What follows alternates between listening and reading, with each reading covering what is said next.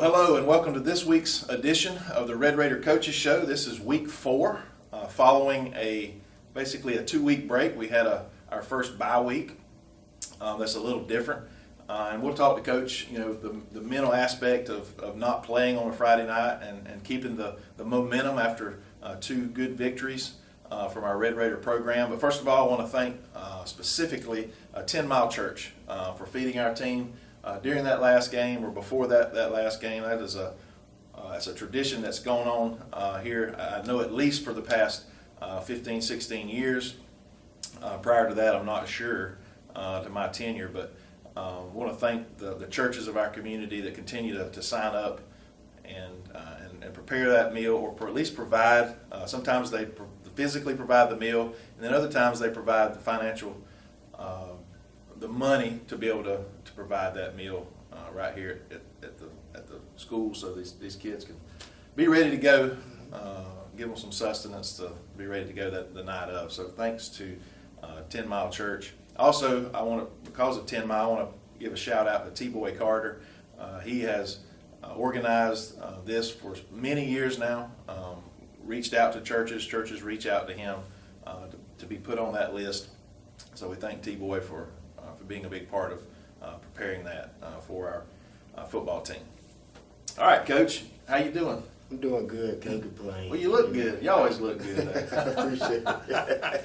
No, it's been a while. Been a couple weeks. We didn't do a show last week. Just postponed it till now, as we prepare for Lanier County, and we'll get to that game in just a few minutes. But it seems like a long time ago we hosted Truman here at Red Raider Field, and that game kind of like the week before. Now, we didn't have a delay of 2 hours because of the weather, but we started off a little bit sluggish, specifically offensively. I think overall our defense has obviously been the most consistent part of our team in the scrimmages and then the first 3 games of the season. Mm-hmm. But offensively, we struggled a little bit to execute and kind of bogged down in a couple places. We had a safety against us. And so that, again, that's just something that rarely happens, and just some craziness. And so tell us a little bit about that. When things like that happen, what's the mindset on the sidelines with the coaches, and then translating that to the boys? Well, when the safety happened, my first instinct was I looked at the whole sideline. I wanted to see our reaction. I wanted to see, have we learned in that situation, and I was really satisfied. Nobody panicked. Nobody went to argue with each other. Everybody just had that mentality of, hey, let's just keep playing. Let's just keep going to the next play. As far as our offense starting slow, man, I get mad, man. I get mad. I know y'all probably see me. I probably don't apologize to a lot of people. They think I be yelling at them in the stands, but I really be yelling at my offensive coordinator, and I apologize to him after the game, but he knows it's not personal. Right. But our offense, we've been starting off slow kind of the past few weeks, and this past Sunday I challenged the offensive coaches. I challenged them like, hey, look, I want us for one time to start off fast. Yeah. Start off fast, and let's get the ball rolling. And let's just put teams away early. Mm-hmm. I really want to see us put a whole complete game together. Special team wise, that was big for the last game. Mm-hmm. Special teams wise, defense been playing great. And I thank Coach Wilder, Coach Brown, and Coach Eason for the job that they're doing. But I really challenged my offensive coaches this Sunday in meetings, and I really want us to just come out fast. Let's get the ball rolling. Let's just see, can we put a complete game together? Yeah. So we're working though. Yeah. We're working, and like everybody say, Coach, you're a young staff. You got to be patient. I've been talking to a couple of my mentors, a couple of older coaches, and they tell Coach, you just got to be patient. It's gonna come, and you don't understand, Coach. Coach, I do understand. So, but I believe in those guys, and we're gonna get the ball rolling. Well, it wasn't horrible. We were down 9-7 at halftime. So we scored, and then they scored and went back up on us. But I was telling you a moment ago before we started the show, I actually had to leave at halftime. My family had to travel down to the Panhandle of Florida, so to keep us from getting there at 4 in the morning, we left at about 9 or so to get there at 2 in the morning for the drive and for a special event. But I left my crew, my crew of 4 students in the hands of Coach Keck. I know that's a little iffy there, but no, he does a good job when I'm not able to be there, which is rare. But, man, these kids did a fantastic job. I want to give them a shout-out to my BCTV Red Raider broadcasting team. It's Katie Cawthorn, Ricky Chi, Ike Gorling, and Lucia Soria. Especially at our home games, we're trying to transition it to do some cool things at our away games as well. But over the years, I've always had 1 or 2 really sharp students that were committed. But this year I've got 4. And we're able to do some things maybe you haven't seen in quite some time, and that's some replays. If you rewatch our broadcast on the YouTube, or if you're a NFHS subscriber, you can go there and watch on demand. They've done some really cool stuff, especially in the second half when I wasn't even there, which was neat. And I was able to watch it on the road while we were traveling, so that made it even more special. But we went in at halftime. And what was the speech there kind of like? I was walking to the locker room, and I promise you, I thought I was about to have a heart attack. I was that mad. But I get in there, and I'm calm as can be. I just want them to understand that, in the past few games, I walked in at halftime in the Clinch County game. I said, we're in a dogfight. But I walked in, this is not a dogfight. This is us not executing some things, and I challenged them. And I said, there's going to be consequences to pay if we don't come out and we don't accept this challenge. We don't answer to this challenge. And they did. They did. They held their head high, and they did exactly what I wanted them to do. So I was walking to the locker room mad, didn't want to talk to nobody. But when I got in there, I kind of mellowed out. I said a little quick little prayer before I got in there and mellowed out and just asked him, laid down my expectations and what I wanted, and they answered. So it was a different halftime for me as I was walking up there, but then when I walked through the door, it's kind of like I mellowed out. I didn't want to go in there screaming at the top of my lungs and all that. So they really answered the challenge, and I was really satisfied at the end of the game. Well, certainly, and it was a different football team mentally. I think that came out. It took us a few minutes in the third quarter. Both teams kind of feeling each other out, but defense did a great job. They give up, 1 more score? And our offense scored, 4 more times? And, again, just so whatever you said or didn't say, played a role, I'm sure, along with, obviously, the staff that you've got to help to prepare them. Because it's mental. Most of it is mental. These guys prepare physically throughout the week, and then it's just a mindset to come back out. Because we were, especially teams, like you said a moment ago, you want to try to put teams away earlier that, and no disrespect to that team, but we were physically better than that team. Now, but you have to prove it. You have to, and that's what we did in the second half. We exerted our will, especially, from an offensive standpoint is what showed the most, but the most improvement, I guess, from first half to second half. And so very, very proud. I heard a lot of good talk about that. Of course, like you said, you always want to start fast and good and solid and no mistakes. But I tell you what, I'd rather start slow and finish strong than start strong and finish slow, because that usually doesn't work out for you. Most of the time, as the old saying, you're pulling defeat from the jaws of victory. When you should have won the game, and then something happens and you don't there at the end. But our boys really worked it out. So, from a defensive standpoint, is there anything that stands out to you in that game? Any individual kids you want to recognize, maybe? I think our D-line played great. I think they played great. We practiced all week of not giving up. The trap is kind of a short little inside play, quick kind of hitter, and I think they played great. I think it was just one drive, but we got a little tired and exhausted, and we kind of gave up to that big boy. We called him Big Boy all game. He was a big boy. Yeah, we wanted to stop him. That was our number one goal, to stop him. Obviously, he got his, but we wanted to stop him. We wanted to slow him down, and we knew if we can stop Big Boy, we had a chance. We know we can contain everybody else, but Big Boy was, he was a strong runner. Yeah. He was a strong runner. So, and I told the coach, I talked to the other head coach before the game at the 50-yard line. Coach, man, you're doing a great job. And he kind of explained to me, Coach, if you knew where we came from, I was like, well, that big joker right there, he's noticeable, but Coach doing a great job over there. But our defensive game plan, we executed it. And just some parts in the game we did, and we let that big joker get off. So other than that, I was real surprised and really satisfied with our secondary. Our secondary, especially Santiago. Yeah. Santiago broke the single game interception record, and he caught 3 of them. And he's just a ball hog. Oh, well, he's just. We talked about him all season long. Special kid. Yeah. Hope he stays healthy and and everything goes well. He does everything right, and hopefully he'll be rewarded for that. On and off the field. But he's special. We've talked about that. The type of athlete, the type of kid he is, and he's continuing to prove it. And that's what you want. Potential. You can talk about potential all day long, but when you show it on and off the field, that's even more special.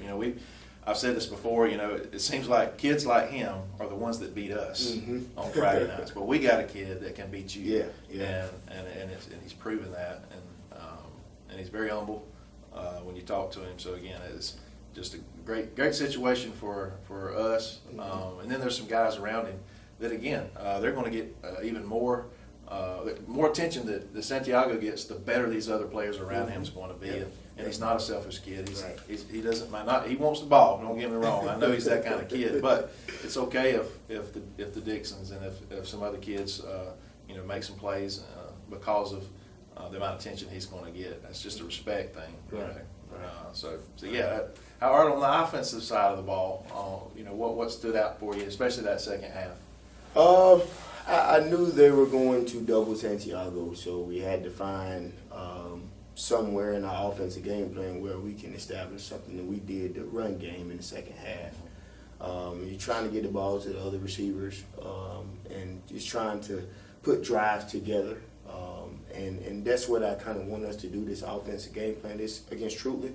And first drive, they give us Santiago, so we're going to take that every time. And I knew after that they were going to take him away. So we went to the run game, tried to establish that, and in the second half we did exactly what I wanted to do. Dixon ran the ball hard, Jamon ran the ball hard, Travis ran the ball hard, and most people don't know I got something in my back pocket, my little secret weapon. He's a freshman. Yeah. I kind of showed y'all a Terrified game, but I'm just waiting for him to have that breakout game, and we're gonna be good at the running back position, and that's what I kind of want to establish, make people understand that we want to run the ball. Okay, I know we throw it up to Santiago. That's just to make you think about it, but we're gonna run the ball. That's what we want to do. So offensive game plan, I was very, very impressed in the second half. I know you kind of left, but I was very happy in the second half.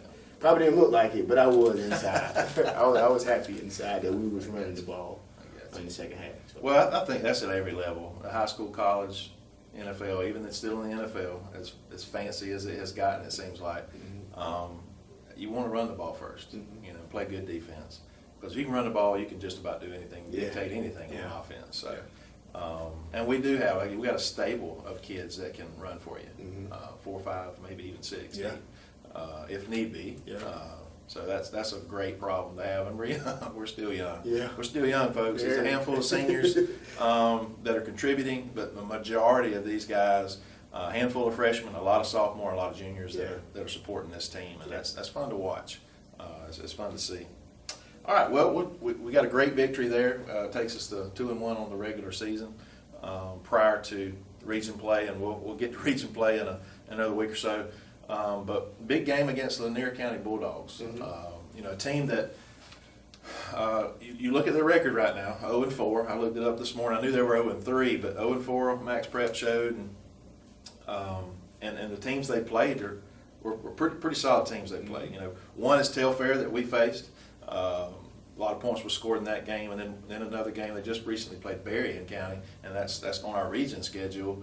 And another, they took one on the chin from Berrien, but that says a lot about Berrien scored a bunch of points too. And I think Berrien scored a bunch of points against with Clinch this past Friday, so that's a little discerning. Yeah. But that's a conversation for another show. So let's focus on Lanier County Bulldogs. A couple years ago, I know when they came in here, we lost, I think, 7-6, or I think that's right. It was like a 1-point game. They went on to go undefeated in the regular season, and we had them right here on our field. We just couldn't close the door. But they went from that. I think they've struggled at least a little bit last year, and they struggled early now. But I don't want this to be a trap game, because it's easy, boy. These 14, 15, 16-year-old boys, they look at this stuff, say, oh, they're 4, it's a cakewalk, we'll go over there and get an easy win. Next thing you know, you're in a dogfight. Yeah. So, off 2 weeks, what's it been like these 2 weeks? Last week, knowing you didn't have a football game on Friday night for the boys to look forward to, how does that mentality change from a coaching staff standpoint and the boys? Coaching staff wise, last week I tried to give them some rest time. We've been going for a month straight, every day, probably having one day off on Saturdays. So last week I tried to give my coaches a little break. Gave them Monday and Friday off, and we practiced Tuesday, Wednesday, Thursday. Didn't want to practice long, maybe stayed out there an hour and a half, ran through some special team stuff and hit team and on both sides and maybe some individual. But as far as players wise, I want them to understand that we can't take this lightly, especially going to this Lanier, like you said, they look at that stuff. They ain't good, so they have the tendency to hey, coach, we good. No, we're not. We got to continue to work, continue to have that mindset that we had at the beginning of the season. So last week we kind of grinded through hour and a half of practice. We went pads every day with some shorts, obviously shells. We call it shells. And but we really got better. Worked on some D-line stunts and pass pro stuff with our O-line. So we got better up front. And we just ran through some team plays last week. But I really wanted them to understand about, not getting satisfied right now. On a little 2-game win streak, everybody in the community say, oh, we on a winning streak, But we don't need to get complacent. And we one day I really got mad at them.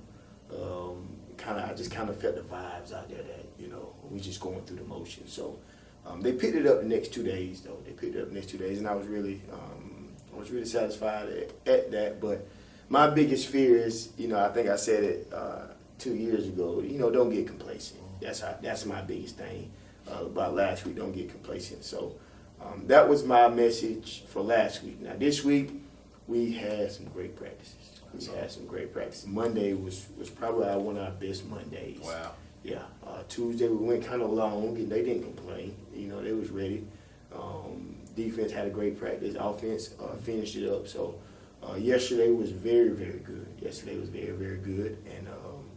And we just discussed about not being complacent and just keep going. And I think I said it before now, we treat our schedule like an SEC schedule, Hey, any week you can get beat. So that's my message to them all the time. We ain't taking nobody lightly. And I looked at our schedule. Matter of fact, I looked at it yesterday sitting at my desk. There's no easy game on their left, including this one. You kind of mentioned the trap game, and those are the one that has me up at night, has me nervous. So that's our motto. SEC schedule, take it 1 week at a time. Well, it's easy to look ahead. You see an 0-14 that's been struggling, and then you see 2 weeks from now, number 2 or 3 team in the state, Thomasville Bulldogs, is coming to town. Some history last year, putting all that behind us, and then we got a brand new year with them coming in. A lot of talk about they got a quarterback that's supposed to be real deal, and several others. It's crazy. They got like 80 on their roster. I think last year they had more seniors than we had on our team at the beginning of the season, which is crazy to think about. But so it is easy, and that's probably, if you admitted it and you weren't on camera, y'all thinking about that too. That region and that and the schedule we got coming up. But Truthfully, it is. It's one play at a time, one quarter at a time, one game at a time against everybody on the schedule. Because all these games count toward a playoff with the point system. You know, that counts. As tough as our region is, that's a good problem in a point situation because of the competition level. But we got to take care of business, the teams that we're capable of competing with and beating, and it starts tomorrow night. So what can we expect coming from this Bulldog team coming back this year? They are very talented. Coach Dean, you know, he's been at the collegiate level. Coach Dean is doing a great job. I think they just having time adjusting to his system and the way he wants things done. And you know that happened. You know, when we first got here in 22. You know, it's happening in Appleton County. Yeah. So great football team. Quarterback is very, very good. Very, very athletic. Running back, receivers, very athletic. Offensive line is big. You know, they're going to block you. They get their hands on you. But we got to stop that quarterback. We got to contain that quarterback. He's probably one of the most athletic quarterbacks we have seen so far. Very shifty. Can throw it downfield. So they're very good offensively. Coach Dean run the spread kind of like us. So we got to come prepared. We got a good game plan. You know, we want to contain that guy. We don't want to let him do whatever he want to do. Got to stop the run game. That's our number one priority. If we can stop the run game and get them in passing situations, I think, you know, it plays in our favor. But I think our guys are ready for the challenge. I think just looking at practice and me just sitting back observing, we're ready. You know, we're ready, and I like our game plan. I like what Coach Wilder put together, him and his staff, and like I said, I trust him. I know that they're going to put us in the best position. So, well, it sounds like this team, this Lanier team we're facing, they're on the cusp. You talk about, you see on film that they got some athletes that obviously that you just talked about. So their coach is telling them, hey, Bacon County's coming in here thinking they're going to mop the floor with us. You know, he's firing them up by using this. This is our stepping stone. Bacon is our stepping stone to get to where we want to be this season. So, they're trying to get their first win. We're trying to get our third one. And with a good week of practice, that sounds great. Yeah. 3 day, getting 1 or 2 is good. But that Monday, it gets me most excited because Mondays are usually the most difficult. To get the kids going through history. So. I'm just excited to get the boys back, to see them back on the field. I like the away games. I told you before, I get to commentate and be a little bit more involved in the game. When I'm at home, I'm kind of running the jumbo and just paying attention to certain aspects of the game, but not really, I can't look at the sidelines and pay attention to what the coach is doing, who he's pointing at and hollering at and fussing at. I'm kidding. But it's just time for some more Friday Night Lights. So we encourage all of you we won't always, want you to be there in person supporting this team, the band, the cheerleaders. There's a lot that goes into this program, and I expect a good traveling crowd. Their visitor stands aren't super big, so you might want to get there early because I think we're going to have a big crowd because we're going to have 120 strong there with our band in the stands. So that's going to be a third of their stands. So you need to come, and we'll be broadcasting, I'm pretty sure, on the visitor side. I haven't heard all the details yet back from Lanier. So we'll be over there with you most likely in preparation, for some Friday Night Lights and hopefully another big Bacon County Red Raider victory. Over in Lakeland, Georgia, Lanier County. Real quick, if you haven't been that way in recent months, when you go through ATCO, which is Pearson, you can't go straight on into Lakeland that way. They've got that road closed still. If you go that way, you're going to have to detour to the left like you're going to Nashville, and you turn back that way. But I think we're going to be going through Waycross. I think it's 84 to 37. 84 to Highway 37 will get us there. Might be slightly out of the way, but there is some road something going on with the roads there on 221 south there. So just be wary of that on your travels there. But we look forward to seeing everybody there rooting this Red Raider team on. I'll make sure I covered everything here, and I think we did. I want to thank all our sponsors. I don't run through them by name. You'll see them on the reel in a video. On this show and during our broadcast. I want to specifically thank for our Red Raider Broadcasting, our football title sponsor, and has been for multiple years. It's been at Bennett Johnson Insurance. And also locally, again, they've been sponsors with me for many years as well. That's Burt CPAs, that's Family Vision Care, and Coley Electric and Plumbing Supplies. I want to thank those specifically for being a part of our broadcast and helping us do what we like to do. I know there's a person that's halfway around the world that's already watched one of our games, and that's the cool part about it. He's not in the military either. He lives and works, but yeah, just really excited about this crew I've got and their abilities and their willingness to show up on Friday nights and help our broadcast out. So, yeah, Coach, any final parting gifts? Just want to see everybody in Lakeland this Friday night. We're gonna need y'all. Just want to give y'all a great show, and I also want to say, just tell them I said we appreciate them from the football family. Those guys that do the broadcast. So I'm gonna go personally tell them thank you, but just tell them I said thank you also. I certainly will, and they'll appreciate it. These are kids that's not super outspoken that you would just, but man, they like what they're doing right now, and I appreciate their hard work. I feed them real good. That's about all I can do, but again, I appreciate what they do for our Red Raider broadcasting on the NFHS network. So, all right, well, that's going to wrap us up for this week's edition of the Red Raider Coaches Show.